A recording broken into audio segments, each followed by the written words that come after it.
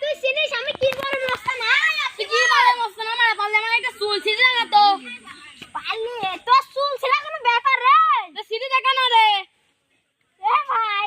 হ্যাঁ আমার চুলছেন ভাই প্লিজ ভাই আমাকে ক্ষমা করে দাও ভাই ভাই আমি ক্ষমা করবো না যে তো করো আমি ক্ষমা করবো না তুই ভাই, ভাই, ভাই। ছিঁড়েই দেখাতে আসতে তোকে আমি 1 কোটি টাকা দেবো যা ভাই ভাই ভাই প্লিজ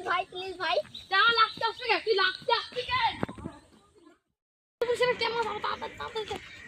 কাট